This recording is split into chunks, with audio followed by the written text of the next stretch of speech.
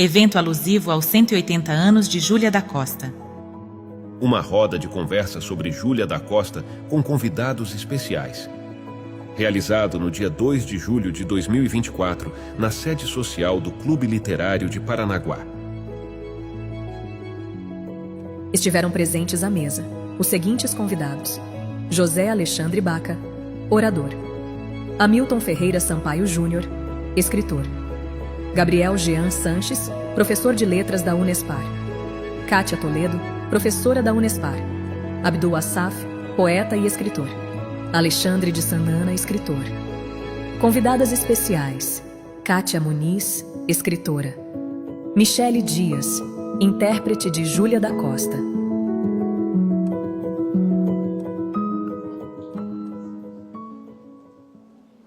Senhores, senhoras, boa noite. Sejam todos bem-vindos.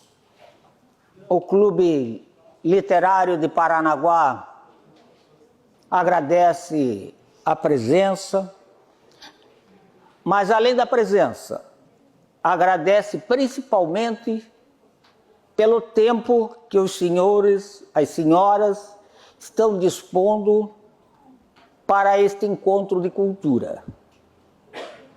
Nada é mais importante do que o tempo.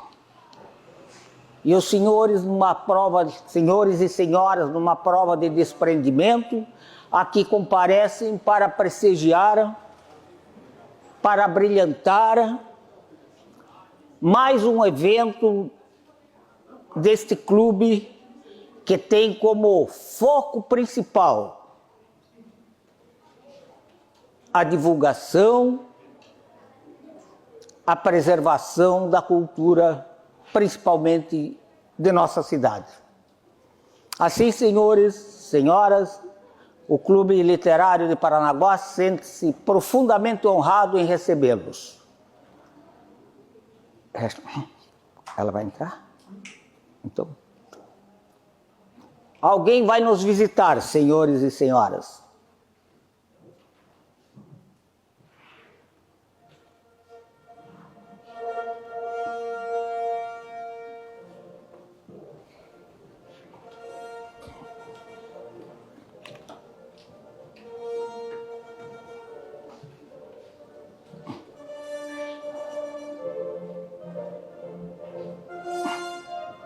Minha terra, teu chão revisito, após sempre.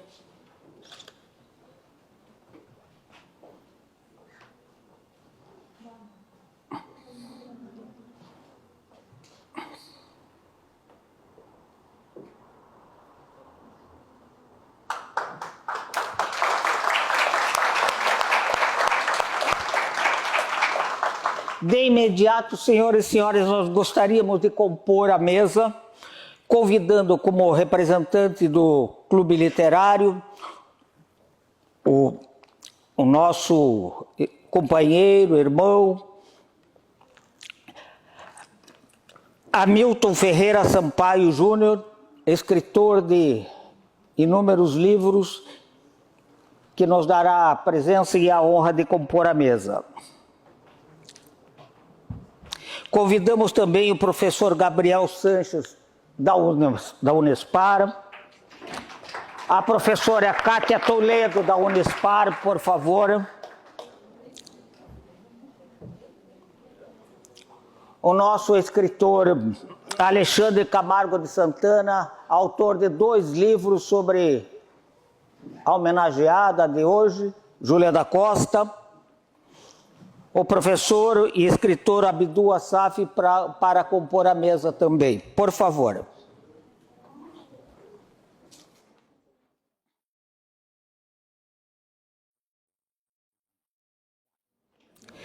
Nós gostaríamos, com a autorização dos senhores e das senhoras, de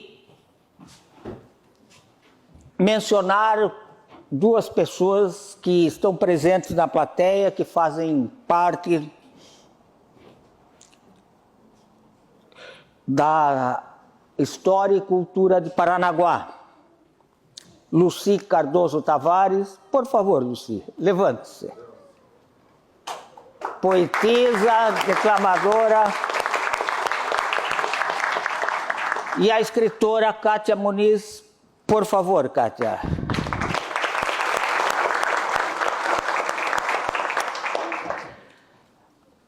Sem mais delongas, nós estamos hoje aqui reunidos neste clube. Mas será se nós fazemos a exata dimensão do porquê da existência do Clube Literário de Paranaguá? Quais seus reais objetivos? Olha, é provável que alguns não conheçam. O Clube Literário de Paranaguá foi fundado em 9 de agosto de 1872. E conforme o artigo 1º do seu estatuto, nasceu com o objetivo de, dentre outras, formar uma biblioteca. O clube nasceu com a finalidade puramente cultural. O Clube Literário de Paranaguá, numa antecipação de 63 anos, foi o precursor da previdência social na cidade e no estado, amparando à época os associados em estados de pobreza e invalidez. Em 1872, foi criada uma biblioteca que reunia mais de 1.800 volumes. 1872. Em 1873, fundou um jornal denominado Eco Literário, de tiragem semanal.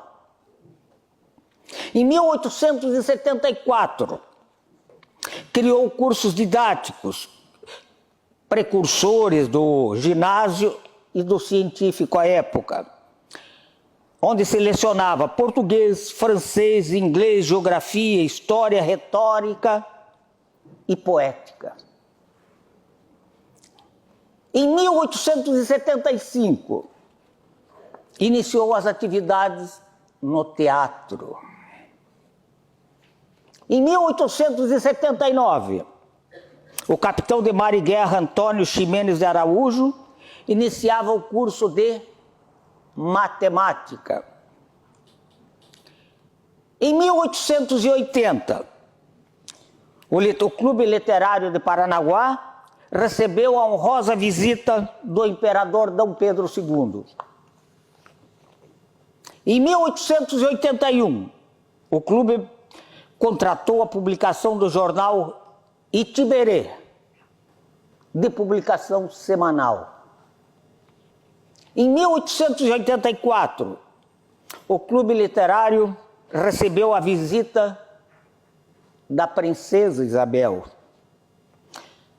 Recebeu também visita de ilustres personagens, dentre outros, o general José Agostinho dos Santos, comandante da então 5ª Região Militar, de Bento Munhoz de Rocha Neto, de Pedro Calmon, um dos grandes historiadores do Brasil, de Davi Carneiro, grande historiador do Paraná, de Érico Veríssimo, de Moisés Lupião e muitos outros.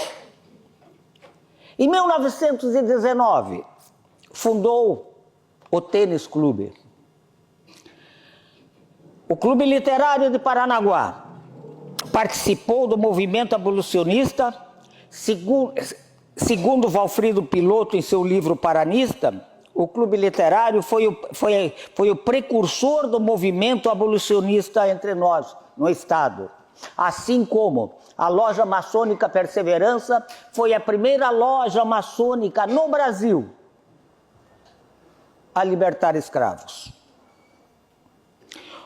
O Centro Médico de Paranaguá, primeira agremiação médica de nossa cidade, nasceu dentro deste clube. O Museu do Instituto Histórico e Geográfico de Paranaguá, segundo Aníbal Ribeiro Filho, nasceu dentro dos salões deste clube aqui. O Centro de Letras de Paranaguá também aqui nasceu.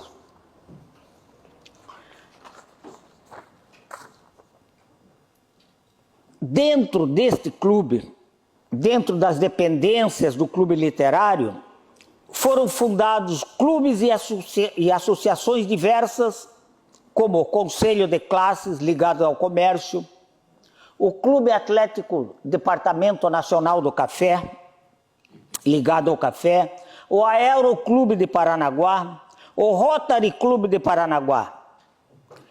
Vale destacar que o famoso maestro Heitor Villa-Lobos frequentou os salões desse clube. A atual administração, que tem como presidente Carlos Alberto de Almeida e todo o seu departamento cultural, retomou esses trabalhos a partir de 9 de agosto de 22 e assim, no ano de 2022, o clube teve 9 eventos culturais. Em 2023, teve 15 eventos culturais. Este ano já tivemos 3 eventos culturais. Não foi sem razão que Leôncio Correia, parnanguara, emérito poeta, exclamou em um de seus livros: o clube literário é a própria alma da cidade. Então, senhores, o grande objetivo deste clube, que é a cultura, mas, uma vez, hoje, está realizando o porquê da sua existência. Claro que muitos eventos aqui foram esquecidos, dada a exiguidade de tempo. Mas aqui nós temos nessa mesa o professor Gabriel Sanches, a professora Kátia Toledo, nós temos o escritor Abdul Assaf, nós temos nosso companheiro e irmão Hamilton Ferreira Sampaio Júnior, temos o escritor Alexandre Camargo de Santana. Assim, de imediato, nós gostaríamos de passar a palavra para dar abertura a este evento ao professor Gabriel Sanches da Unespar, que nos brindará com algumas considerações. Por favor, professor. Ok, eu gosto de falar sem o microfone, me sinto mais à vontade. Queria primeiramente agradecer ao Departamento do Clube Literário, ao Departamento Cultural pelo convite. Me sinto honrado em estar aqui pela primeira vez e nessa primeira vez já fazendo uma fala para todos os integrantes do clube, para quem veio visitar hoje. Então, queria também estender o meu agradecimento aos estudantes e professoras do curso de Letras Inglês e Letras Português por terem disponibilizado seus horários de aula para que a gente fizesse essa aula diferente e pudesse pensar um pouco sobre a cultura local, a cultura parnanguara e, sobretudo, falar sobre Júlia da Costa, né, a quem nós hoje estamos comemorando, então, os 180 anos do seu nascimento. Esse negócio tem controle? Não funciona? Tá. Bom, eu não sei se vocês vão conseguir enxergar, vocês sabem que professor gosta de slide, gosta de texto, gosta de trazer recurso. Então, para quem não me conhece ainda, eu sou o professor Gabriel Sanches, eu sou professor na Universidade Estadual do Paraná, sou professor do curso de Letras Inglês, atualmente eu coordeno este curso, então eu tenho alguns colegas aqui também que eu agradeço a presença por terem vindo comigo. Bem, vamos então falar um pouquinho sobre Júlia, mas antes era importante comentar que hoje eu estou aqui não como professor de línguas ou pesquisador de algum tema específico, mas como um parnanguara, acima de tudo. Então eu sou nascido em Paranaguá, desde que eu comecei minha trajetória como professor, alguns alunos me perguntam, né, se eu sou nascido aqui, de onde eu venho. Então eu costumo sempre responder que eu sou nascido na Santa Casa de Misericórdia, como muitos aqui que nasceram, né, dos anos 2000 para trás. E eu tenho um orgulho imenso de ser morador dessa cidade, ser um parnanguara nato e, claro, hoje poder contribuir também com a cultura da nossa cidade. Tá? Então, eu começo com a minha fala sobre Júlia da Costa indo além da rua, porque a minha trajetória com Júlia começa justamente na rua Júlia da Costa. Então, desde criança, eu sou filho da escola pública, da universidade pública, eu moro na zona periférica da cidade desde que me conheço por gente. Então, como todos que moram na zona sul da cidade, a gente precisa pegar o ônibus para se deslocar para as escolas centrais para estudar aqui, né? E como eu era estudante no Fundamental 2 da Escola Frei Sobrinho, né, que até hoje ela oferta Fundamental 2 até o 9º ano, eu passava todos os dias com o meu ônibus na rua Júlia da Costa e tinha uma curiosidade imensa de saber quem era Júlia da Costa, assim como outros nomes que a gente tem na cidade, né? Nomes de rua, de praças, como Fernando Amaro, como Gabriel de Lara, entre outros, né? Mas aqui a gente vai delimitar, então, falando um pouquinho desse meu interesse que começou aqui. Então, essa fala que eu preparei, ela não é fruto da minha pesquisa exclusiva, é mais da minha pesquisa como um curioso interessado em cultura parnanguara. Eu fiz uma curadoria no ano passado, resgatando alguns textos que falassem sobre Júlia da Costa, textos acadêmicos, que constatei que não são muitos que nós encontramos hoje que trate de forma científica, acadêmica e literária do que Júlia da Costa, né, pôde fazer. E até numa conversa anterior aqui com o pessoal do clube, a gente fala muito sobre essa questão desse resgate que nós estamos fazendo nos últimos anos com a trajetória e a contribuição poética e literária da Júlia.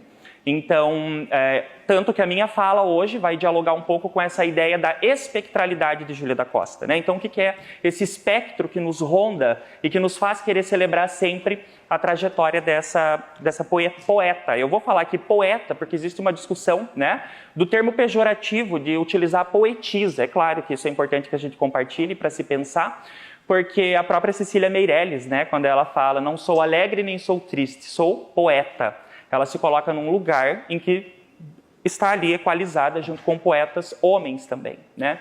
Então eu acho que é muito importante já nesse primeiro momento enfatizar a contribuição para a luta das mulheres que Júlia da Costa começou há mais de 150 anos, por assim dizer, né, o tempo em que ela viveu.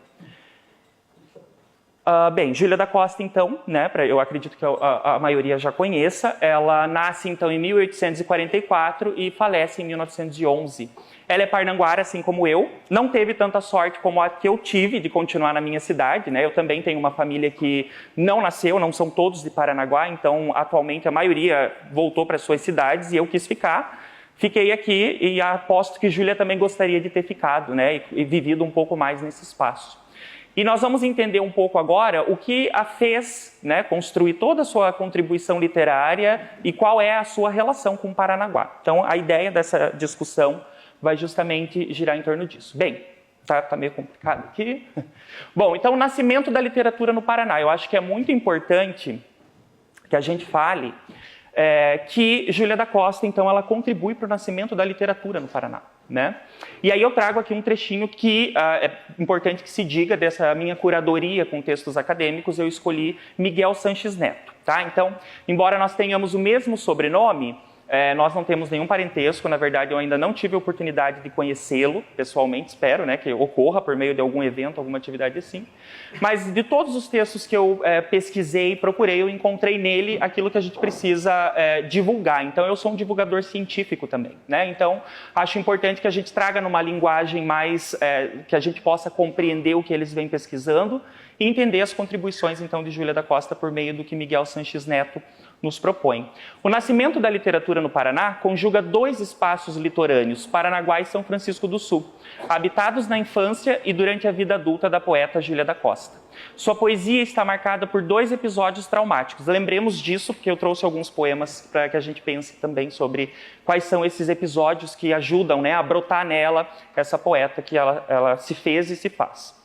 Então, o primeiro foi a perda do pai e da cidade natal, porque o pai morava em Paranaguá, então quando o pai falece, ela volta para São Francisco do Sul, né? Volta não, ela vai para São Francisco do Sul, onde lá ela se casa. Então, vamos imaginar que Júlia da Costa é de um tempo em que nós não tínhamos nem a ferrovia, né, que liga Paranaguá a Curitiba. Então, a gente está falando de duas regiões litorâneas que, embora próximas hoje para a gente, né, São Francisco do Sul é logo ali, ela não tinha como fazer esse deslocamento naquele contexto da época. Né? E sem contar que tinha a questão social também. Então a mulher, ela naquele momento da história, né, naquela conjugação social, era preparada para se casar, para fazer as questões do lar e tudo mais. E Júlia já era à frente do seu tempo, né? Então ela já pensava em cultura, literatura, pensava em se expressar por meio da arte. Então para Júlia também vale ressaltar que a literatura era como uma medicina, né? Um lugar onde ela conseguia trabalhar de alguma forma, se possível, a própria ausência, esse vazio que ela sentia por essas perdas que a gente acabou de citar,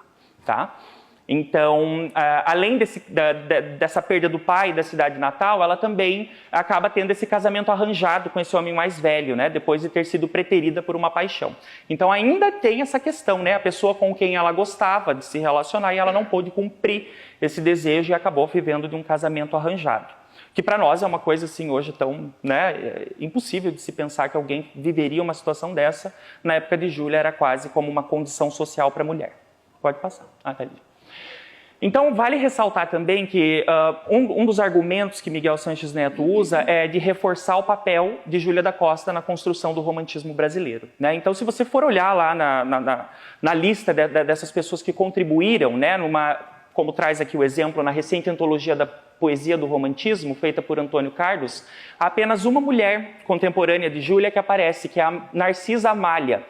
Então, para vocês entenderem o quanto a geografia importava tanto, a Narcisa entrou, teve essa contribuição e participa desse momento, porque ela era instalada no Rio de Janeiro, viveu algum reconhecimento a ponto de figurar ao lado dos grandes nomes do período. Então, quem é da área da literatura ou versa sobre o assunto, vai reconhecer esses nomes, né? Casimiro de Abreu, Castro Alves, Gonçalves Dias e Álvares de Azevedo.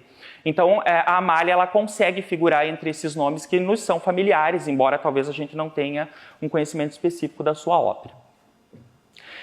Então pensem, né, todo esse contexto, a questão do século XIX, o espaço geográfico em que Júlia estava, a questão do casamento arranjado e essa mudança para uma cidade que não era a sua, aquela na qual ela cresce, fica complicado, né, você pensar em... Acho que falhou aí, eu ia bem na hora que eu ia ler.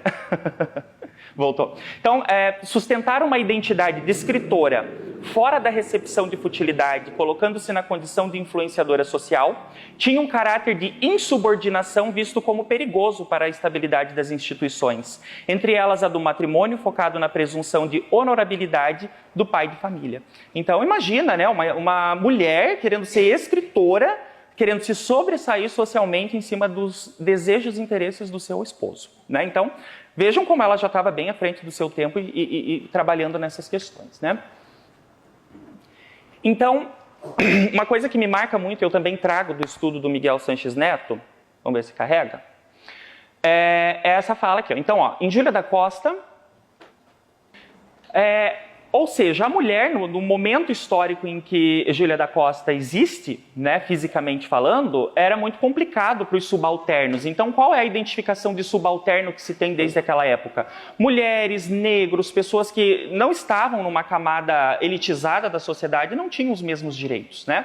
E aí até tem uma citação que eu vou ler aqui para a gente não atrasar a fala, em que Lima Barreto, que deve ser conhecido de algumas pessoas aqui, diagnostica para a trajetória dos negros e mulatos em recordações de escrivão Isaías Caminha, a má vontade social com os subalternos destrói as vocações legítimas. Então, Júlia da Costa, ela tinha uma vocação legítima, né?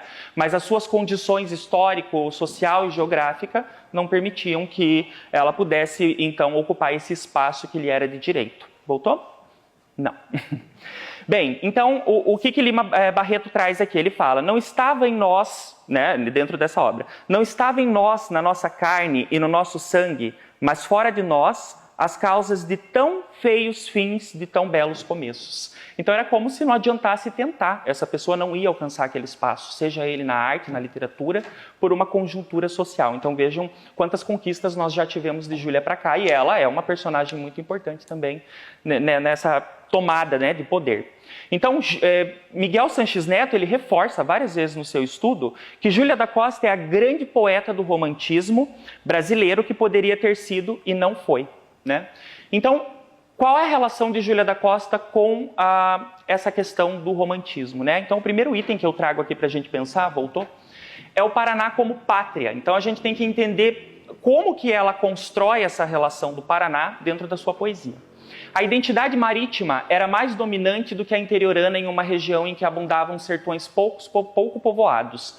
O fato de a primeira poeta do Paraná ter nascido no litoral é um reflexo da urbanização ainda incipiente Serra Acima. Em contato com a natureza, com a imponência da Serra do Mar, a menina Júlia guardará em sua memória essa paisagem entre a praia e a montanha como sinônimo da pátria. Posteriormente, ao ler os poetas românticos que louvavam os cenários nacionais, ela delimitará esta região como umbigo de seu país pessoal. Então, no romantismo, você vai ver muito essa exaltação, né, essa idealização, características nacionais, nacionalistas, tentando enfatizar, então, elementos que tragam, no caso de Júlia, o Paraná como pátria, como a gente vai ver agora. Então, eu não sei se vocês conseguem enxergar ali, eu acho que não, por isso eu vou lendo devagar, que talvez possa ajudar. A força do sentimento filial, pois deixara no litoral paranaense o túmulo paterno, vai determinar um verbo que acertadamente Carlo da Costa Pereira, sobrinho de seu marido e biógrafo, definiu como elegíaco. O certo é que 3 ocorrências na vida de Júlia deixaram sulcos indeléveis em seu espírito. Alguém lembra qual foram os que eu comentei no início? A morte do pai. Exato. Oi? E o casamento arranjado, né? Então, tudo isso afeta a nossa escritora de sobremaneira, contribuindo também de alguma forma para os seus escritos, né? Vamos lá.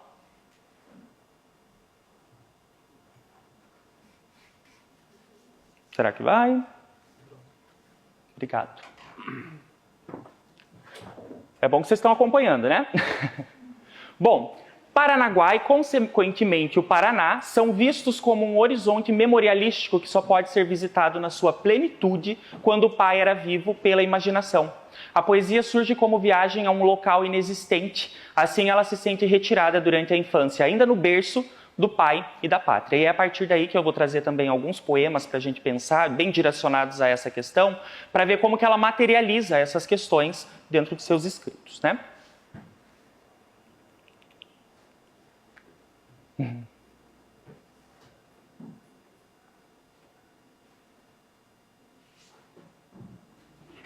Bom, então nesta sua idealização da cidade natal, ela inventa o Paraná como um paraíso. Quem é paranaense e gosta dessa região, acredito que também concorda, né? Que é um paraíso mesmo, eu gosto apesar de tudo, tem muito para melhorar, mas é assim. Uma utopia pessoal, um território idílico que muito tem a ver com a Passárgada, que Manuel Bandeira criará algumas décadas depois. Então vejam o quanto ela era pioneira. Quem aqui conhece esse poema do Manuel Bandeira? Vamos lá. Alguém? Lá tem a mulher que eu quero na cama que escolhi. Muito bem. Bem, enquanto Júlia, anos antes dele, de Manuel Bandeira, né, vai falar assim, ó, lá, só lá, desculpem gente, eu sei que vai ter declamação depois, o meu vai ser mais uma leitura do poema mesmo, tá? Lá, só lá, nesse ninho esplendoroso, onde a aurora tem puro rosicler, poderei ensaiar os meus voos, sem da vida provar o agro fel.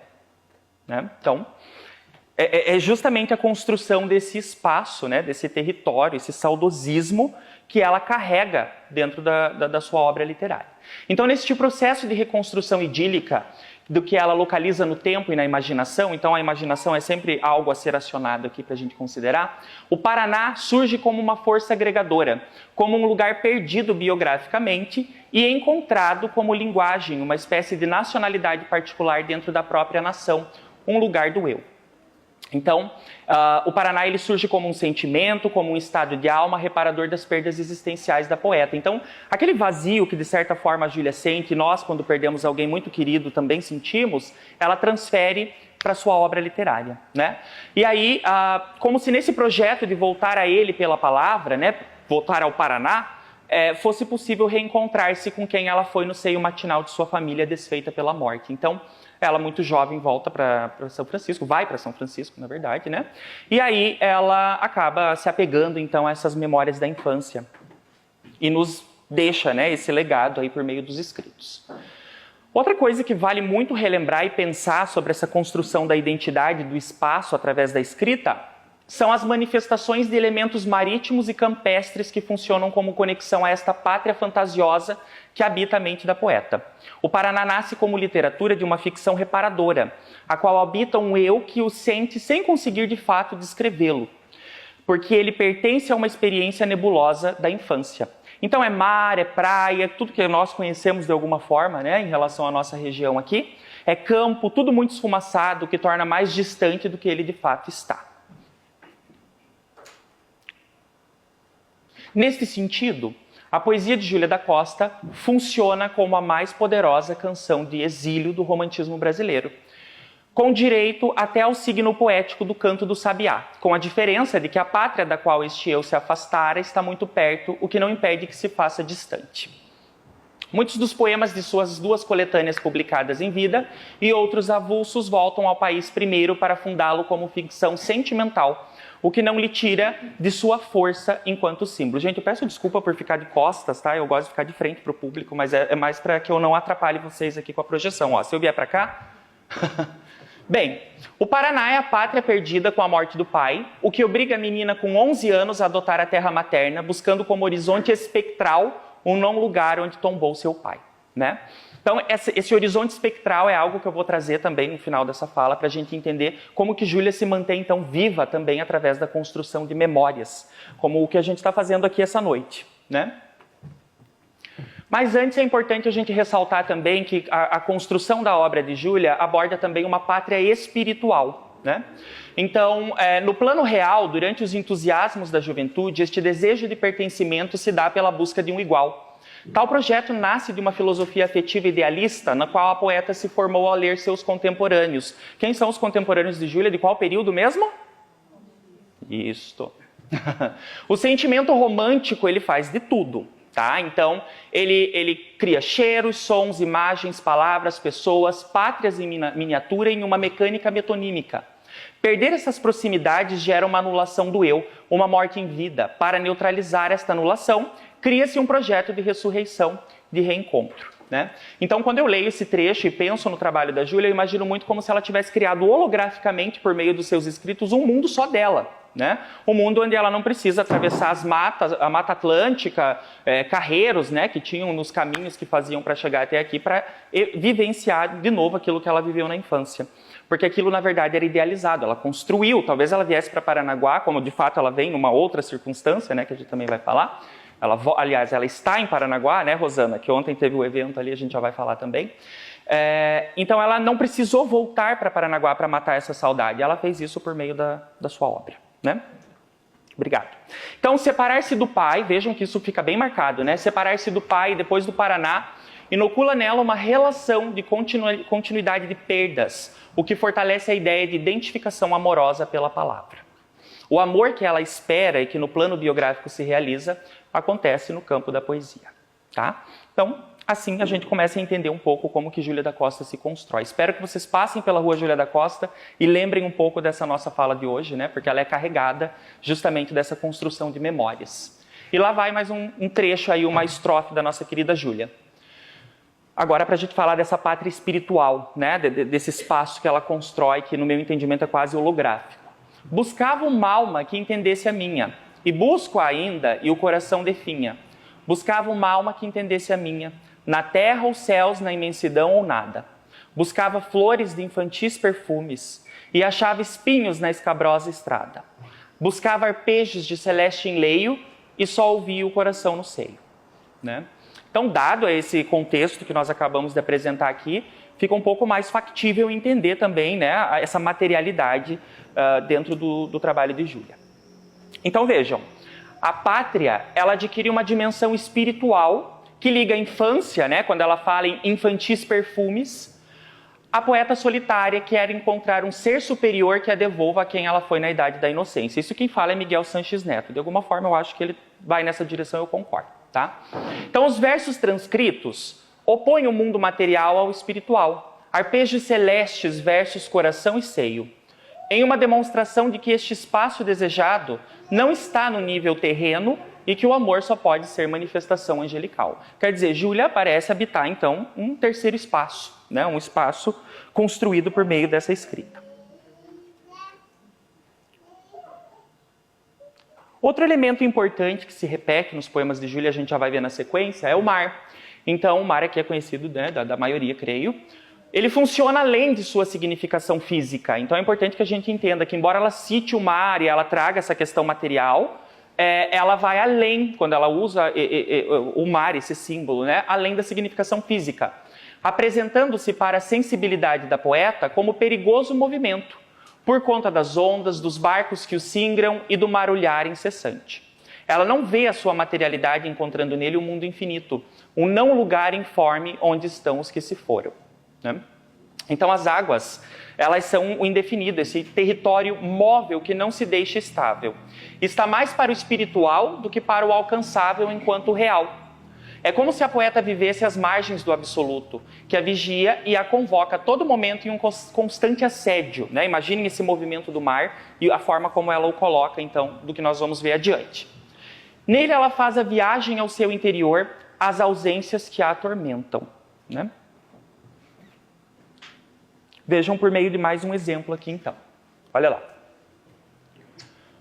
A fronte pendo, interrogando os mares, e vejo neles um clarão tristonho. Mais me aproximo, se o clarão se estende, torna-se n'alma meu pesar risonho.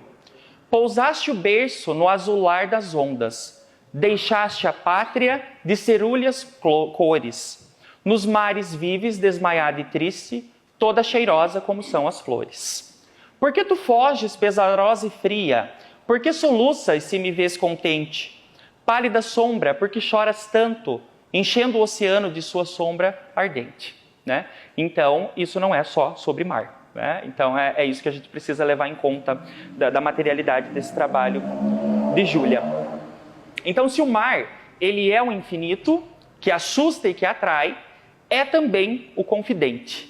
E para ele a poeta se dirige em momentos de solidão, conversa com as ondas, dialogando consigo própria. Se alguém já teve essa experiência material, né, de conversar com as ondas, de ficar de frente para o mar, observando, refletindo, sabe o quanto isso também nos recarrega, né? Então, mais um exemplo trazendo essa referência do mar na obra da autora. Ao merencório marulhar das ondas, sozinha agora na deserta praia, vem a tristeza acrescentar o pranto, que pelos seios a saudade espraia. Né? Então, quando ela fala em saudade, já dá para ter uma ideia, né, a partir disso que a gente acabou de ouvir, a quem ela se refere com essa saudade. Bom, a gente não pode ficar, né, atribuindo muito sentido, mas imagina-se que por todo esse sofrimento que ela tem, pelas ausências, pelas perdas, ela esteja se referindo, então, àqueles elementos que nós comentamos no início. Bem, obrigado. Então, a lição lacrimejante é dada pelas ondas, e a poeta que não suporta ter sido deixada sozinha no mundo, sem os que a compreendem, diga-se de passagem, porque muitas vezes nós não estamos sozinhos, mas quantos de fato nos compreendem, né? E aí eu acho que a saudade que ela sente vai justamente ao encontro disso. Acaba tendo nesse diálogo mudo interior de si para si o único alívio. Então é na obra literária, na arte, que Júlia consegue encontrar justamente esse afago, né, que ela não tem por meio das pessoas com quem ela convive. Soma a sua solidão individual à solidão infinita do oceano. Tudo bem até aqui, gente? Sim? Ok, já estou terminando. Bem, então depois de uma vida de amor e de linguagem silenciados, de pobreza, porque na viuvez ficou sem renda, dizem, né, os historiadores e quem já pesquisou sobre ela, tranca-se no velho casarão, onde vive com 2 empregadas até a morte. Os grandes começos dos livros de estreia terminam nesse triste fim, né? Então, quanto nós poderíamos ter conhecido a mais da obra de Júlia se ela tivesse o reconhecimento merecido, né? Quantas coisas ela poderia ter nos ofertado. Aquela que em outro contexto seria, e daí eu destaco aqui, a grande poeta do romantismo brasileiro, foi interrompida, que a gente deixa bem claro, né, que isso tem muita relação, por opressão de um meio em que a inteligência e a liberdade femininas amedrontavam a sociedade e deviam ser por isso suprimidas. E quem sabe ainda, né, a gente possa pensar que hoje isso acontece em alguma medida ou numa grande medida. A resposta que ela conseguiu dar foi o desligamento total da realidade, cabendo-lhe um lugar menor na tradição lírica brasileira. E eu complementaria hoje esse texto do professor Miguel. Será que ela vai ficar por muito tempo nesse espaço, né? Nessa geladeira que nós estamos tentando tirá-la através desse resgate por meio desses trabalhos de clube, dos cursos e de quem é interessado em literatura. Então, já encaminhando para o final, esse trabalho, essa divulgação que eu faço aqui hoje nessa fala, vem do texto que tem como título Júlia da Costa, a poeta interrompida. A literatura no Paraná nascia, sim, do silenciamento de uma voz, em potencialidade, a maior voz feminina do romantismo brasileiro. Isso é sobre Júlia. Já estou terminando, peraí, agora... Eu queria só complementar a minha fala, casando com mais um elemento que eu esqueci de falar no início. Eu sou da área da linguística aplicada, então eu verso sobre a literatura, como eu disse, como um professor pesquisador curioso, né, que vai além daquilo que deve. Assim, a gente não tem muito tempo, mas a gente acha um tempo para ler coisas que nos interessam. Mas eu, sendo da linguística aplicada, trouxe essa contribuição, que é algo que eu já falei sobre Júlia da Costa no ano passado e eu reforço, que é a espectralidade de Júlia e a construção de memórias. Então, hoje, se a gente perguntar onde está a Júlia da Costa, ela está aqui de forma espectral, né? Ou seja, ao ser lembrada, ao construirmos a sua memória, Júlia se faz viva e presente na cidade que ela sempre sonhou em viver e estar feliz, né? Sendo feliz. Então, de onde vem isso, né? Trabalhando com a ideia de construção de memória de sujeitos em posições socialmente subalternizadas, como a gente falou, que é o caso da Júlia da Costa, a questão da espectralidade surge como caminhos para lidar com o manuseio do ausente. Bem, em questão de tempo e espaço, seria bem difícil a gente ter a Júlia, né, aqui fisicamente presente. Nós temos aqui, sim, a Júlia, né, de forma espectral e interpretada por uma grande pessoa, a qual eu tenho um carinho muito grande, a Michele. Mas, enfim, essas são as formas da Júlia se manter viva hoje. Então, é por meio dessa espectralidade, né? Então, essa espectralidade surge como efeito de sentido político, produzido por meio de ferramentas de arte de rua, por assim dizer, na montagem do monumento popular. A poética dessa construção de memória cria o efeito de presentificação do ausente, né? Então, nós sabemos que nós temos esse evento, por exemplo, que já está ocorrendo hoje também, né, da nossa Júlia na janela, a Júlia que vai saudar, né, os transeuntes na rua, ali na Praça Fernando Amaro. É uma forma, justamente, de Júlia se fazer presente por meio de ferramentas de arte de rua, por exemplo, na montagem desse monumento popular que ela representa, né? Então, Gordon, que é um autor que também trago para essa discussão, por meio de Daniela Palma, que é uma linguista aplicada, uma professora da Unicamp, ele diz o seguinte, que Gordon discute a literatura como um campo particularmente produtivo para refletir sobre as espectralidades e amplia para o conjunto de imaginações culturais, experiências afetivas, objetos animados, vozes marginais, densidades narrativas e traços excêntricos da presença do poder. Eu trouxe esse trecho, né, essa contribuição, porque eu acredito que nós, nesse momento, né, culturalmente falando, estamos justamente contribuindo para a construção da memória de Júlia da Costa. Então, o que nós estamos fazendo hoje vai ficar marcado, né, tanto no clube, como nos eventos anuais que tem tido sobre Júlia, para que ela se mantenha viva, então, de alguma forma na nossa cidade, não só como nome de uma rua, né? Então, ela é muito mais que isso, ela representa muito mais que isso para a nossa cultura e também para as mulheres. Então, só reforçando aqui, eu trouxe um recorte com alguns eventos do qual eu tive acesso e conhecimento. O primeiro, então, é do nosso colega, autor aqui, Alexandre Santana, que vai dar sequência à fala, né? Talvez vai falar também um pouco sobre Júlia da Costa e o seu livro, Soluços de Minha Alma, que também foi um evento de lançamento pelo Clube Literário, né? Vocês fizeram no ano passado. Aqui nós temos um evento que ocorreu ontem, né? Que foi o segundo Flores para Júlia, que também é uma homenagem para Júlia pelos seus 180 anos, e esse evento ocorreu no Instituto Histórico Geográfico de Paranaguá. Eu não pude estar presente, mas eu acompanhei as fotos, as filmagens, fiquei muito feliz em ver a mobilização, né, e a sensibilização das pessoas pela arte e pela cultura. Eu tenho muita esperança mesmo, gente, que nossa cidade, né, engrene na parte cultural, porque realmente a gente precisa disso, não só para a nossa formação pessoal, mas para a formação acadêmica, enfim, da alma, né? E aqui mais um evento que eu trouxe, esse eu não consegui trazer imagem atualizada, não encontrei, mas era a nova aparição de Júlia da Costa, né? Então, fazendo referência ao evento Júlia na Janela, que são formas da gente manter, então, Júlia da Costa presente, essa espectralidade que nos ronda, né? Aqui a todo e qualquer momento em que nós pensemos ou tenhamos contato com as produções dela. Gente, da minha parte era isso. Eu espero de alguma forma ter contribuído, né, para que vocês saiam daqui hoje sabendo um pouco mais sobre Júlia da Costa. Eu acredito que a maioria já conhecesse alguma coisa, mas eu acho que o trabalho do professor Miguel Sanches Neto contribui muito para quem está precisando, né, entender um pouquinho mais sobre ela, principalmente na questão do campo literário.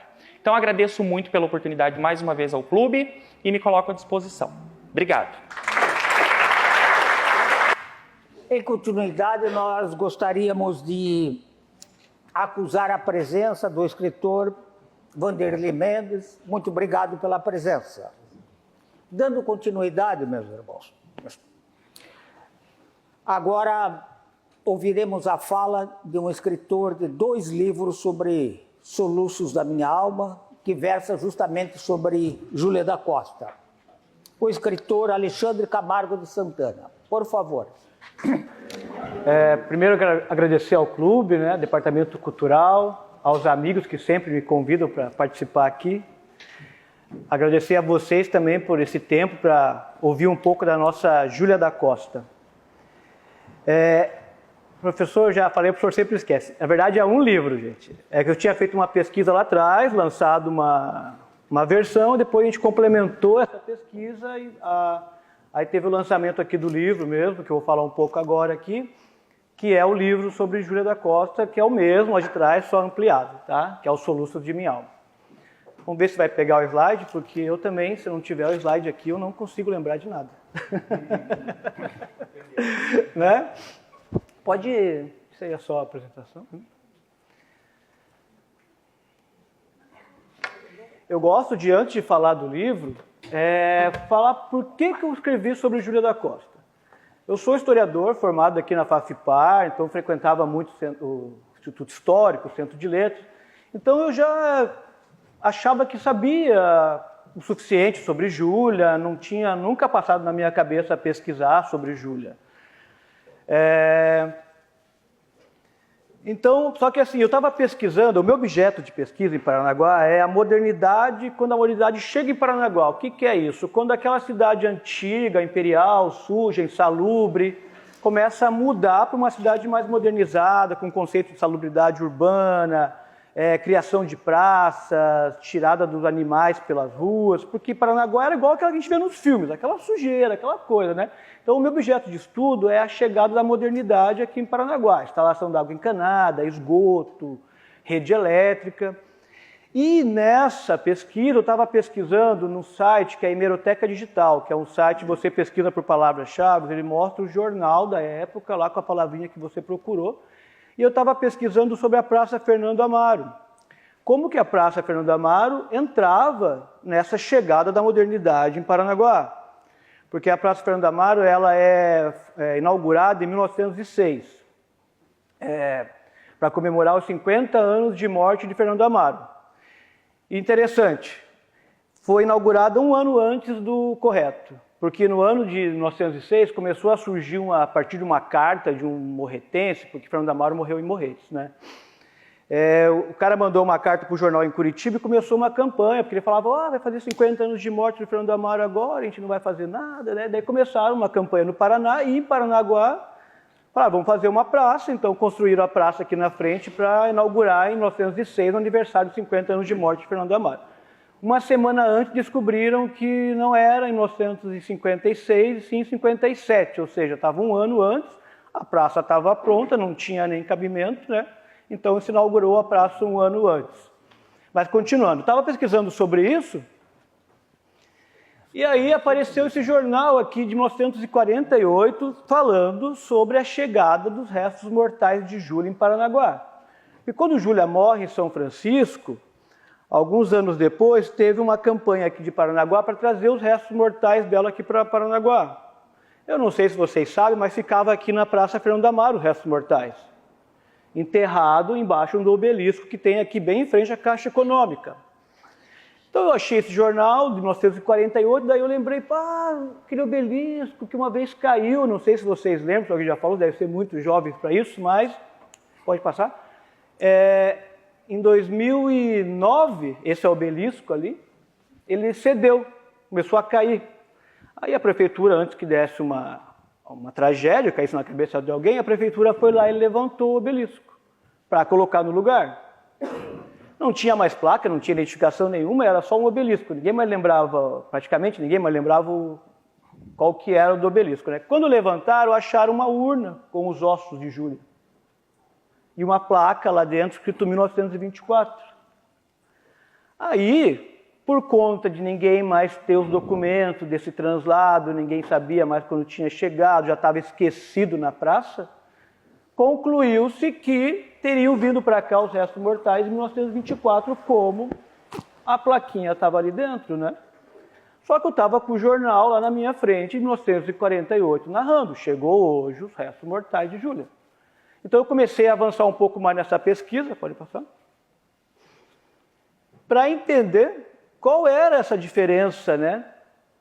O que é essa placa 1924 se está falando que foi em 48? Eu achei mais jornais mostrando, então a minha pesquisa era isso, entender um pouco dessas homenagens póstumas a Júlia da Costa, mostrar que tinha chegado aqui os restos mortais em 1948 e, se desse certo, entender o que era aquela plaquinha em 1924 lá dentro da urna. Essa era o objeto da pesquisa. Não era pesquisar a vida de Júlia, porque, como eu disse, eu achava que já conhecia a vida de Júlia, né? Pode passar. Então, só que acontece o quê? Nessa hemeroteca digital lá, eu comecei a baixar muitos jornais. Tudo que eu achei de Júlia, eu comecei a baixar. Baixei. E quando eu comecei a ler, colocar em ordem cronológica ali, né, essas descobertas, muita coisa que eu achei ali começou a bater de frente com aquele pouco que eu conhecia de Júlia, né? Eu sabia aquela história bem básica, que ela morou aqui, daí ficou pobre quando o pai morreu, foi embora para São Francisco, teve um amor proibido, casou forçada, talvez tinha ficado a vida inteira presa no sobrado, morreu possivelmente louca. Era um conhecimento bem generalizado.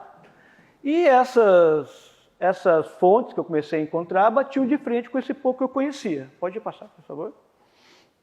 Então eu resolvi ampliar. Porque assim, para eu escrever de uma coisa sem sabe, ficou um buraco, assim, eu não conseguia escrever sobre o que eu queria escrever sem saber um pouco mais da vida de Júlia, porque aquilo começou a me incomodar. Então daí eu fui nas biografias, peguei essas 6 biografias aqui elas estão por ordem de publicação, se não me engano, né? E comecei a comparar essas biografias com aquelas fontes que eu tinha localizado lá, que eram os jornais, né? Pode ir.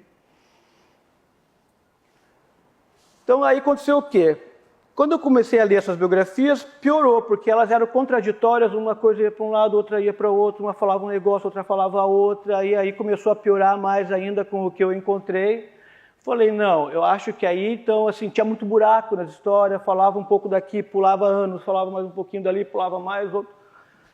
E aí, muito comprimido, né, aproximando os eventos, eu falei, não, tem espaço para ampliar a pesquisa. Aí, por isso que eu comecei, então, resolvi escrever realmente sobre a vida de Júlia. Daí, o que eu trago de novo nessa minha pesquisa, assim? Tem essa questão dela morar aqui, o pai ter morrido, ela ter ficado pobre e ido embora para São Francisco quando ela tinha cerca de 10 anos. Esse é o mais aceito, né? Mas não tinha nada, historicamente falando, provando que ela era uma família rica, que ela ficou pobre, que ela teve que ir embora. Nessa pesquisa, então, eu contextualizo bem a família paterna dela, que mostra que realmente, apesar do pai dela não ser um cara de posses, eles eram de uma família de posses. Tinha um patriarca bem importante aqui na cidade, era muito importante. E eu encontrei um TCC de um historiador paranaense aqui, que ele estuda a riqueza e pobreza em Paranaguá, que lá dentro ele está citando um processo que é do pai da Júlia. Quando o pai da Júlia morre, mãe e filha ficam aqui, ela tem 5 anos, eles ficam sendo mantidos pelo patriarca da família, que é esse senhor importante. E ele morre quando ela tem 10 anos. Quando ele morre, entra uma batalha judicial pela herança. Então, isso aí acaba fundamentando essa ideia de ela ter ficado, a mãe e filha ter ficado pobre quando ela tinha 10 anos, forçando a ida para São Francisco. Então, eu trago uma fundamentação histórica, mostrando pelo processo, jornais, né, fundamentando essa teoria dela ter ido embora aos 10 anos porque ficou pobre. Depois você vai passando, tá? Na família de Paraguai, em batalha, ele perde a perna e acaba morrendo lá. Isso nunca tinha sido dito antes, ninguém tinha falado desse tio, era inédito em todas as biografias, não aparece em lugar nenhum. Eu acho que eu fui o primeiro que trouxe isso. E eu trago que a campanha, esse cara era muito importante, quando ele morre, começa no jornal, homenagens a ele. E nessas homenagens surge Júlia da Costa, ainda desconhecida. Foi 66, eu acho, então ela tinha 22 anos, 20 anos, por aí. Um poema dela em homenagem a esse tio. Ali ela vai narrando que o tio morreu na guerra, e a família tinha pedido pensão para o imperador negou, então ela fala isso no poema, que agora elas estão uma família de mulheres pobres, ficaram só mulheres, morreram os 2 arrimos. E a partir disso, surge uma campanha para publicar os poemas dessa jovem desconhecida de São Francisco, órfã, eles chamam de órfã, né? Para dar uma ajuda até econômica para a família, publicar esses poemas dela. E a partir daí que surge Júlia da Costa como a poeta, né?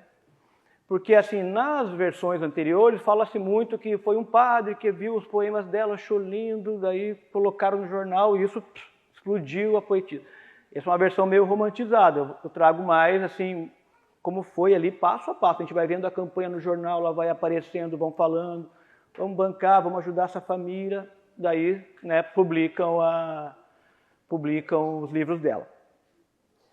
Outra coisa, tem a questão, deixa eu ver se eu lembro agora de cabeça, né? Tem a questão da troca de carta dela, que falam que ela pressionou tanto. Então, ela chegou em São Francisco, logo depois que ela lança os livros dela, ela começa a receber cartas secretas na janela. A gente não sabe se ela sabia quem era no começo, se ela ficou sabendo depois, mas ela começa a receber essas cartas secretas. Ela é solteira ainda, já velha, digamos assim, dentro do contexto da época para casar, já tinha 23, né, antes de ela casar ali. Então, acho que volta um antes, deixa eu ver, só para eu me localizar aqui. Não, um depois. Isso, isso aí, Tá, pode passar então para a próxima.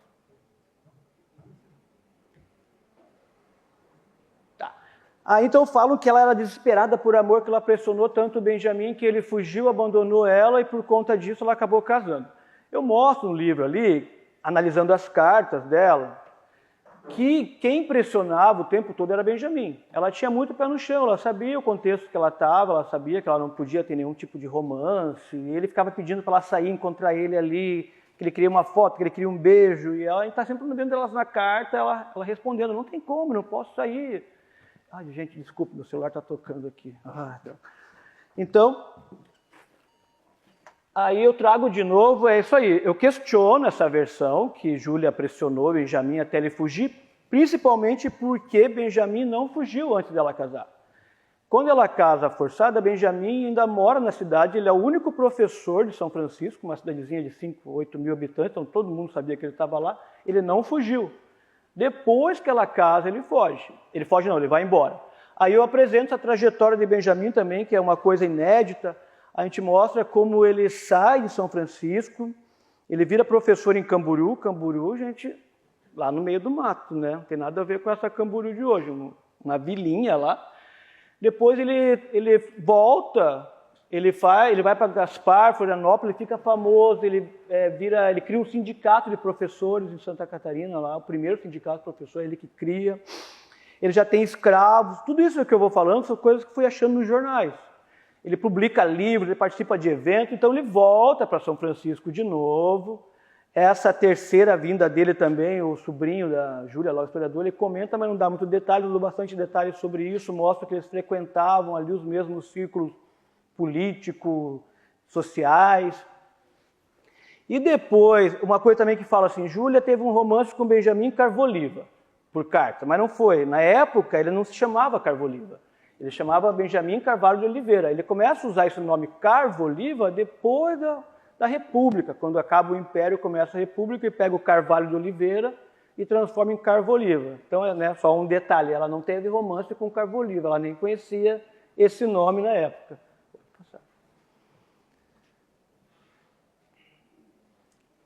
Então, daí eu falo isso, que parece que ela não pressionou ele, era ele que pressionava ela o tempo todo, né? E também dizem que a família descobriu esse romance, foram lá e deram intimato para ele. Você quer casar? Você tem que casar então, cara, né? Quer ficar trocando cartinha com a guria aí? Vai casar. Eu acho que não.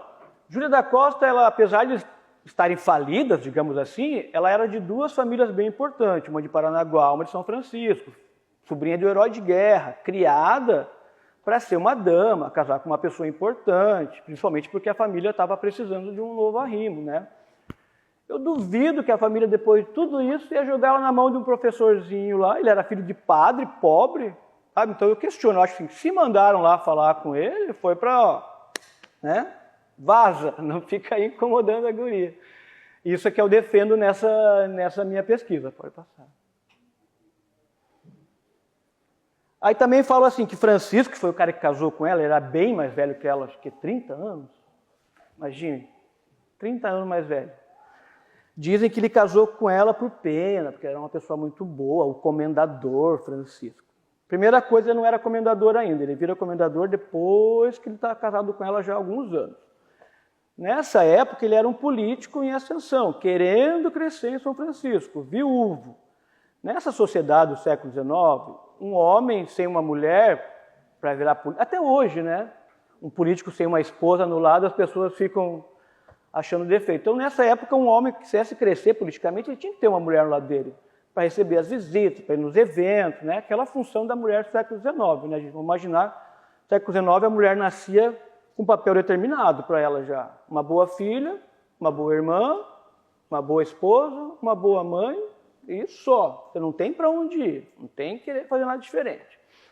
Então, daí falam que Francisco casou com ela por ser bonzinho. Eu defendo que, para ele, foi muito importante casar com Júlia, né? Porque ela vinha de famílias importantes, e para crescer como político, ela já era poetisa, já era famosa, né? Já saía nos jornais, já... Então, eu acho que não foi tanta bondade. Eu questiono isso também. Eu acho que para ele também teve um interesse político-social, digamos assim, esse casamento. Pode ir, tá? Outra coisa também, isso aí é quase até um tabu. Alguns dizem que ela morreu louca, né?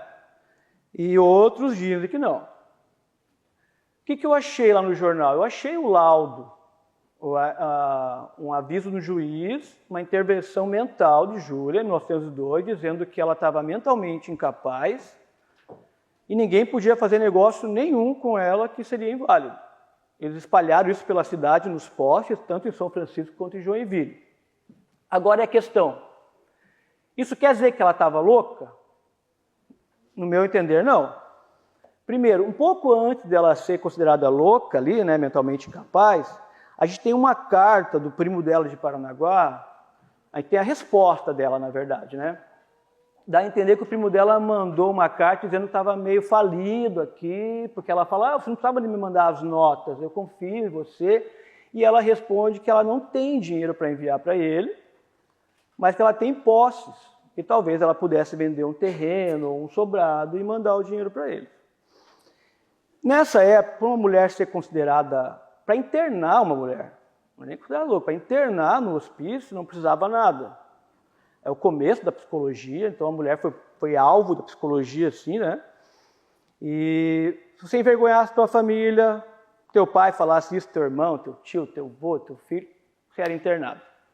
Se você, com comportamento fora do padrão, podia ser internado. Então, o que é a minha teoria? A família vendo essa proximidade com a família daqui, ela tendo essas posses, ela era a única herdeira, a família vem e faz essa intervenção judicial, considerando ela incapaz, para ela não poder negociar nada. Ou seja, ela foi calada financeiramente, digamos assim. Essa é a minha teoria. Não significa que por ela ter esse laudo, que ela estivesse louca mesmo, como alguns dizem, né? E essa história da loucura, ela chegou aqui de um jeito deturpado e foi se espalhando, eu também mostro isso no livro. Né, eu falo que quando ela morre, em 1911, né, eu sempre esqueço as datas, esse mito dela, que ela viveu os últimos anos presa no sobrado, enlouquecida, já estava espalhado aqui. Eu localizo lá onde começou, o primeiro cara que falou, outro que foi repetindo, até chegar em Nascimento Júnior, que é a primeira palestra sobre a vida dela aqui em Paranaguá, que daí já está tudo construído esse mito dela aí todo errado, né? Outra coisa que eu trago aqui, que isso eu acho que é bem importante, assim. Quando Júlia morre, começa essa recuperação dos grandes escritores do Paraná. E tem um grupo em Curitiba, não vou lembrar o nome deles, mas são 4 homens lá ligados à cultura, que eles querem publicar o livro de Júlia, porque, pense bem, não tinha os livros dela aqui. saíram poucas exemplares, não chegava só fragmento aqui, então não existia obra dela. Esse grupo se reúne para lançar o livro de Júlia no Paraná. No meio do caminho, antes de lançar o livro, esse grupo cria o Centro de Letras do Paraná. E o primeiro livro publicado pelo Centro de Letras do Paraná é o livro de Júlia. Então eu falo que foi a morte de Júlia que deu origem ao Centro de Letras do Paraná. Isso é uma coisa também que ninguém tinha falado e está muito claro lá. Então as mesmas pessoas começam com o movimento, criam o centro e daí o centro publica o livro de Júlia. Uma coisa que eu fiz também aqui, eu peguei as poesias que eu achei dela nos livros, nos jornais e assim as cartas e fui colocando no meio da história. Tem um negócio bem específico, em 1874, quando Benjamin volta pela primeira vez para a cidade, ela já está casada há 3 anos, e na carta dela, ela está dizendo para o Benjamin, ele acusa ela de ter casado, né? Não gostava mais dele, não sei o quê, ela fala que ela casou, forçada, claro, porque ele tinha ido embora, tá? Mas que ela continua virgem, ela fala na carta. Na mesma época ali, das cartas, a gente encontra uma poesia dela no jornal dizendo que a única riqueza da mulher é se manter casta. Então, assim, tem muitos eventos da vida dela que a gente vê, acha uma poesia da época e está batendo com o que ela está vivendo ali. Então, dá a impressão assim, que Júlia também usava a poesia como um tipo de protesto, um escape do que ela sentia, não podia falar, ela jogava nas poesias dela. As outras biografias, elas não fizeram isso, assim. Então você vai vendo que a poesia, vai vendo a alma, né? Um pedaço da alma da Júlia naquelas poesias, do sofrimento dela naquele momento, que ela estava sentindo naquele momento, com o que está acontecendo, certos eventos, você vê isso refletido. Isso é bem bacana, assim. É uma outra visão, que você tem uma visão mais completa de Júlia, assim. Então, a gente encontra essa mulher, como o professor Gabriel falou, muito à frente do seu tempo, né? Séculos à frente. O teor das poesias dela, gente, é bem interessante. Assim, ela fala bastante de amor, né? Mas ela fala muito também sobre a sociedade, nas cartas também. Ela critica muito o dinheiro, a ganância, a mentira, a falsidade. Ela é muito crítica ao redor dela, o que está acontecendo. Ela realmente te vê que ela não aceita esse papel definido para as mulheres ali no século XIX, século XX, né? E eu imagino assim que ela devia ser uma pessoa complicada, porque ela parece ser bem incisiva mesmo. Assim. Você vê a crítica dela ali, a gente às vezes acaba reduzindo ela só no amor, mas não, ela falava bastante de amor, obviamente, mas ela também criticou bastante o contexto no qual ela estava inserida, né? E como defendo no livro ali, que a gente deveria valorizar a Júlia não só por ser a primeira poeta ou poetisa do Paraná, não só isso, não só por ela ser uma grande artista, mas por essa mulher que ela foi. Porque ela é um exemplo, é ruim o homem falando assim, né, de mulher, mas ela assim, é um exemplo para as mulheres até de hoje, porque ela não baixou a cabeça. Sabe? Ela não baixou a cabeça para aquela posição que queriam enfiar na cabeça dela ali, para o papel definido, ela não aceitou, ela bateu de frente, ela só não alcançou voos maiores porque era realmente uma sociedade muito machista, né? Patriarcal total e opressora total da mulher, né? Então eu defendo no livro que ela foi assim silenciada de várias maneiras, né? De várias maneiras ela foi sendo silenciada. Ela foi criado esse mito, essa história errada que silencia, eu digo a história verdadeira dela, já quando ela era em vida, depois que ela morreu, isso só foi piorando. Vem o corpo dela para cá em 48 e a gente vê no jornal assim, logo, acho que em 5 anos já está esquecido, as pessoas estão falando que está ali sem uma placa, sem nada. Eu não localizei quando foi colocado esse obelisco, né? Uma pena, esse é um buraco na minha pesquisa. Mas logo a placa também é roubada, como muitas placas aqui, se vocês prestarem atenção, tem muitos lugares que está só o espaço da placa.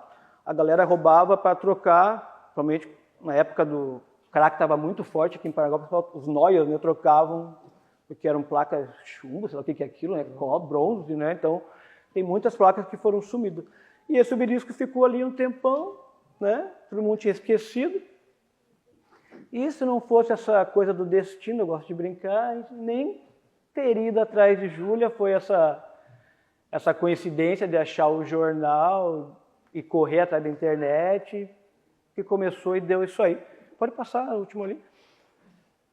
Que aí chegou nesse livrinho aí, que é mais uma biografia, mas eu acho assim, que ela traz bastante coisa para discussão, vale a pena quem tiver oportunidade, porque ela traz uma Júlia menos romantizada, mais perto da vida real. Digamos. Claro que tem muita coisa para descobrir, como eu falo assim, a minha pesquisa ela é baseada nas outras biografias e em jornais, então tem muita coisa que não sai no jornal, tem muito jornal que a gente não encontra, né? Muitas cartas dela que a gente sabe que existiram e a gente não teve acesso. Então, assim, eu falo, tem muita coisa ainda, mas eu acho que eu trago bastante contribuição assim, para essa discussão, para a gente conhecer um pouco mais mesmo dessa Júlia. E quem quiser visitar a Júlia, hoje os restos mortais dela estão no Instituto Histórico, ali, quando, em 2009, quando descobriram ali, foi levado para lá, está lá. É Júlia e tem mais? Quem lá? Leôncio Correia, né, gente? Visitem Júlia, porque Júlia é bem importante, bem legal. Estudem sobre Júlia, porque ela é um exemplo bem bacana para todo mundo, assim. Eu acho ela... Eu falo assim, hoje eu sou apaixonado por Júlia. Tenho uma saudade, eu nunca conheci, mas morro de saudade dela. Gente, então essa é a obra, tá? É um resumo. Se alguém tiver alguma pergunta, alguma coisa, obrigado mais uma vez. Obrigado.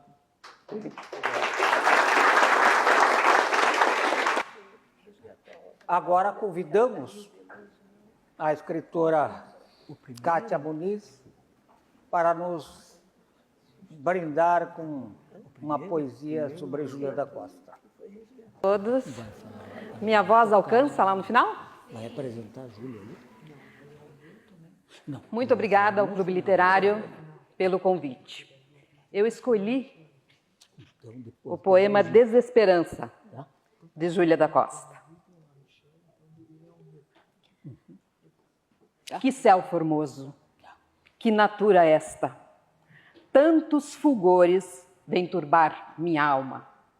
Meu Deus, se a vida é para uns tão calma, porque para mim é tão negra e mesta. Em magos risos, despertando a aurora, a flor do prado se aroma exala. Eu também vejo a despertar que fala, soltarei da alma que o passado chora. Ávida é negra, num astro ameno, derrama luz que lhe afugente a treva. Quero sorrir-me, mas a dor me leva, do peito aos lábios, um saudoso treno. Vejo floridos para o seu noivado, os laranjais e a natureza inteira. É tudo festa, na mimosa esteira, da veiga amena, no florente prado. Mas a esperança que dourou minha alma, da minha vida na estação da infância, agora à tarde, já não tem fragrância que possa dar-me ao desassossego calma. E a natureza tem eterna festa, da felicidade nela vê-se a palma. Meu Deus, se a vida é para uns tão calma, porque para mim ela é tão negra e mesta. Dos verdes lustros, na dourada aurora, por entre rosas, nos sorri a vida. Mas de meu sonho é a ilusão perdida, e geme o peito enquanto a alma chora. E a lira, ali no laranjal cheiroso, pendida a um galho, é a ilusão perdida, e geme o peito enquanto a alma chora. Ave chorosa dos passados cantos, nem ouve o eco no vergel formoso. E a rosa branca do gentil valado, se às vezes diz-lhe um amoroso voto, ela suspira e no futuro ignoto só vê a imagem do cruel passado. Muito obrigada.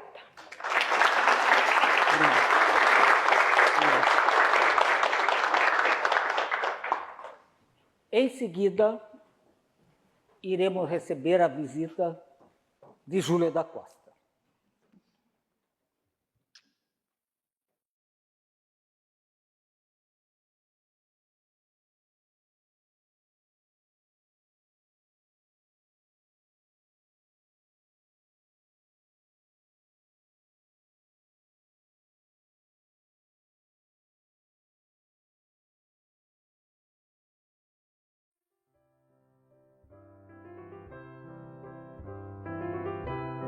Boa noite a todos.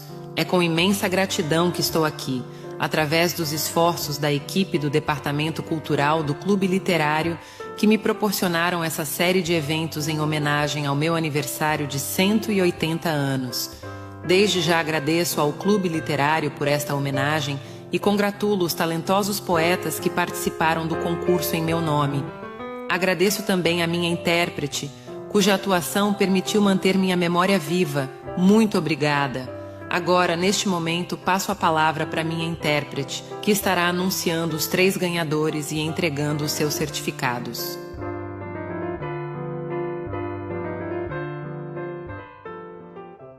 Por favor, Júlia da Costa.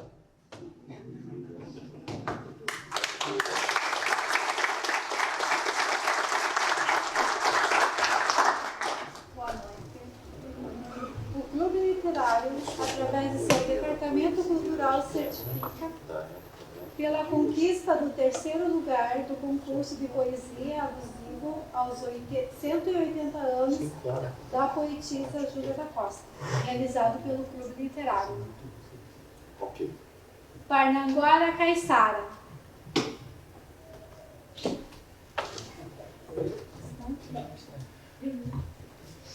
Não sei. Acho que não é.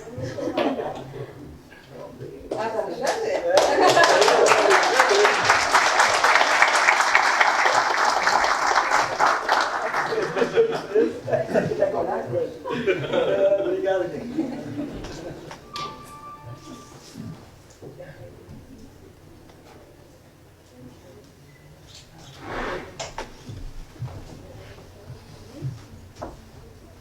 O Clube Literário, através do seu Departamento Cultural, certifica pela conquista do 2º lugar do concurso de poesia alusivo aos 180 anos da poetisa Júlia da Costa, realizado pelo Clube Literário. Rogério Soares. Rogério Soares.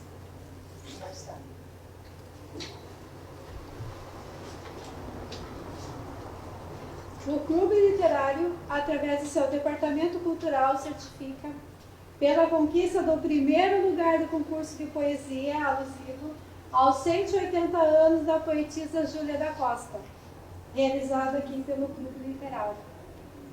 Gil Gastaldon. Gil Gastaldon.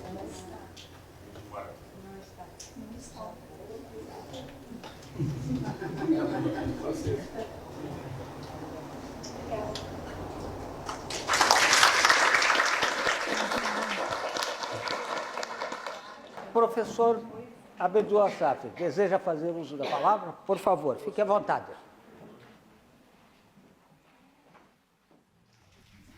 Uma boa noite a todos. Queria, antes de mais nada, manifestar a gratidão pelo Clube Literário, pelo fato de hoje estar fazendo parte desses jurados maravilhosos, da presença de todos. E acho que para mim, mais do que uma satisfação, é poder ter a oportunidade de falar a respeito de Júlia da Costa em relação à poesia da época dela, ou a poesia de hoje, que tem sido assim uma inspiração para nós poetas jovens, contemporâneos, como eu, como Luci Tavares, como Rosânia. Então, assim, hoje, Júlia da Costa é um legado que ela deixa, principalmente quando se fala em relação ao empoderamento feminino, por tudo que ela passou, por tudo que ela vivenciou na vida dela. E ao escutar a leitura da poesia de Kátia Muniz, lida, Desesperança, de Júlia da Costa, eu fico assim pensando, né, que muita coisa comparada daquela época, século XIX, para século XXI, 2024, muita coisa assim, não tem muito assim o que dizer assim, comparado à realidade, ao aspecto daquela época, comparado aos dias de hoje. E que esse legado dela possa, assim, nos inspirar, sabe? Para que essa cultura jamais se perca, para que sirva de inspiração a todos, não apenas a questão do empoderamento feminino, mas para nós, como sociedade, como pessoas e espíritos.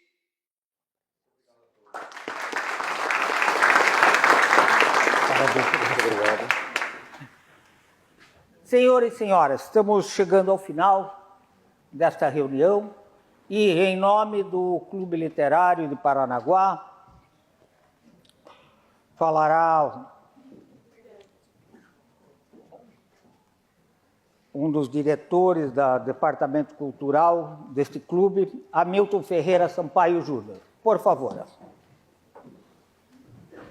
Boa noite a todos. Primeiramente, em nome do Clube Literário, eu gostaria de agradecer a presença de todos aqui hoje, né? Ao professor Gabriel Sanches, à professora Kátia Toledo, o nosso poeta Júlia Sá, professor, Alexandre Santana, meu amigo, Costello, meu amigo, a Kátia Muniz, cordista, todos os deleguei também, todos os que estão presentes, Rosana, Luci Tavares. E, em nome do Clube Literário, gostaria de agradecer a todos que estiveram aqui hoje e dizer o seguinte, hoje o professor falou um negócio interessante aqui sobre a presença de Júlia da Costa, né? E Júlia da Costa está presente em todos nós, todos os movimentos que nós fazemos em nome dela. E até eu comentei com o professor no começo, quando nós chegamos aqui hoje, sobre a importância do que está acontecendo, porque nós temos visto bastante, ouvido falar muito sobre Júlia da Costa. E era uma coisa que não acontecia. Então, hoje, ela está presente, né?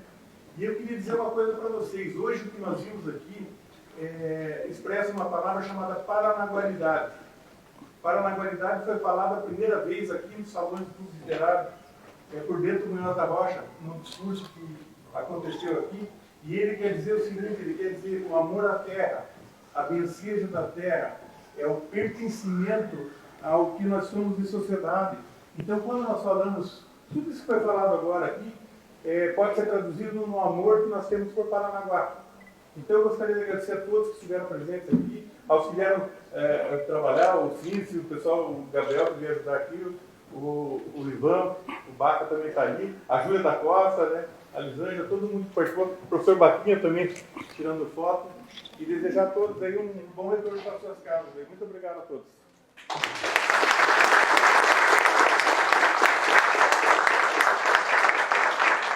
Senhores e senhoras, com essas palavras, o Clube Literário de Paranaguá agradece a presença e convida para uma próxima reunião para que suas presenças abrilhantem mais uma vez as nossas reuniões. Boa noite a todos.